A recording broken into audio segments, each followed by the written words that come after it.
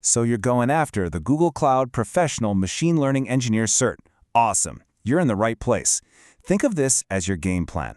We're going to break down the big picture domains of the exam, but we're going to focus on the one skill that really matters. Not just knowing what the tools are, but knowing why you'd pick one over the other in a real-world situation. Okay, so let's just get right to the most important question. Beyond all the product names and the APIs you have to remember, what is this exam actually trying to figure out about you? It's not about who's the best coder or who's the most brilliant data scientist. It's something way more practical than that. And there it is. Simple as that. The exam is basically a test of your judgment as an engineer. You're given a business problem, you got some constraints, maybe your team has a certain set of skills. Can you design the best solution on Google Cloud? The most efficient, the one that's actually going to scale. That's the whole game right there. Which, brings us perfectly to our first domain, architecting low-code solutions. Because look, in the real world, you don't always need to spend 6 months building some crazy custom model from the ground up. A lot of the time, the smartest move, the engineer's move, is to use a powerful tool that's already built. This slide really frames up your choices perfectly. Think about it like this. If all your data is already sitting in BigQuery and your team lives and breathes SQL, then BigQuery ML is a total no-brainer. You train models right there without moving a single byte of data. Now, for more standard stuff like classifying images or text, and you need a really good model like yesterday, AutoML is your best friend. And for all the new generative AI stuff, if you need an app to know about your company's data, that's called Retrieval Augmented Generation, or RAG, well, Vertex AI Agent Builder lets you do that without having to write a ton of code. And right here, this is a classic exam gotcha. You've got to pay attention to this one. BQML is amazing, but if you do your feature engineering inside the SQL query using that transform clause, that model is now stuck inside BigQuery. You can't just export it and serve it from a Vertex AI endpoint. This is exactly the kind of nitty-gritty detail that separates a pass from a fail on this exam. Okay, so building on that, let's talk about our second domain, managing data and models. This is all about the life of your data and the models you build from it. Because let's be real, you can have the greatest model in the world, but if it's built on bad data, it's a failed project. Period. And this right here, this is one of the silent killers of MLOps projects, training serving skew. You know the story. You build this amazing model in your notebook, it's got 99% accuracy on your beautiful clean data set. But then you push it to production, and the real-world data is different. It's messy, the stats are all off, and suddenly your model's performance just falls off a cliff. So how do we fight this thing? Well, GCP gives you a pretty serious arsenal.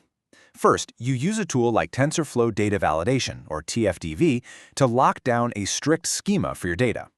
Then, once it's deployed, Vertex AI Model Monitoring becomes your 24/7 watchdog, constantly comparing live traffic to what you trained on. And that all leads to the golden rule, really. You have to use a framework like TFX or a service like Dataflow to make absolutely sure the exact same preprocessing code is running for both training and serving. No exceptions. All right, on to domain number 3, scaling prototypes. So you've got a model that works great in a Jupyter notebook. That's fantastic. But how do you turn that little science experiment into a rock-solid, repeatable, and scalable training process? And again, it all comes back to choosing the right tool for the job. If you're running a ton of different training jobs and you need to keep track of every parameter, every metric, Vertex AI Experiments is built for exactly that. But if your goal is to build a self-contained, container-based pipeline that you can pick up and run anywhere, you're going to want to look at Kubeflow pipelines. And of course, for actually digging into the guts of the training process itself, looking at loss curves, seeing what the weights are doing, Vertex AI TensorBoard is the absolute essential tool for debugging. Let's keep moving. Your model is trained. It's validated. It's ready. Now for the moment of truth, serving and scaling. How are you actually going to get this model's predictions out there to users or to other systems? The very first decision you're going to have to make is your serving pattern. And it really comes down to one question. Do you need an answer right now? If yes, that's online serving. Think about detecting credit card fraud the second it happens. But if the predictions can wait, say you're forecasting sales for the next quarter, you can just run a massive job overnight. That's batch serving. Knowing which one to pick is a bread and butter exam scenario. Okay, now we are getting to the absolute heart of modern MLOps. Domain 5, automating ML pipelines. This is where we stop doing things by hand and start building real systems that are reliable, repeatable, and don't need a human babysitting them. So let's work through a classic exam-style problem.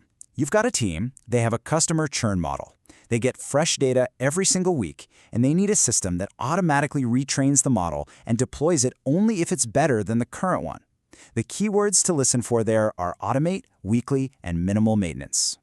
The way to solve this is to think in steps, to build what's called a continuous training or CT pipeline. Step 1, a trigger. For a weekly job, something like Cloud Scheduler is perfect. Step 2, the pipeline automatically checks the new data for any issues. Step 3, it fires off a training job.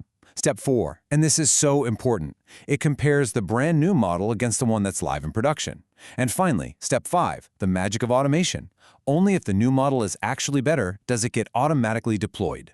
See, this is the whole idea. You're not just building one model and calling it a day. You're engineering an ML machine, a model factory, really. It's a pipeline that takes in raw data at one end and spits out validated, updated, and deployed models at the other, all with minimal fuss. That right there is the soul of ML ops. Okay, which brings us to our final domain, monitoring AI solutions. Just because your beautiful automated pipeline deployed a model, that doesn't mean your job is over. Oh no. In a lot of ways, it's just getting started. A model in production is a living, breathing thing. You have to watch it. Is its performance slowly getting worse over time? That's performance drift. Is the incoming data itself changing in weird ways? That's feature drift. You can even use amazing tools like explainable AI to see if the reasons behind your model's predictions are changing. And of course, you have to keep a constant eye out for our old enemy, training serving skew. So we kind of end where a lot of projects think they begin, with a model live in production. But the real question, the one that truly defines a professional machine learning engineer, is what happens next? And that's really the big takeaway here. Every single one of these domains, from how you architect a solution, to how you manage data, to how you automate and monitor, it all points to one thing. The goal isn't just to pass a test. It's to build the skills to create AI systems that are robust, that are reliable, and ultimately that are responsible. That is what it truly means to be a professional machine learning engineer.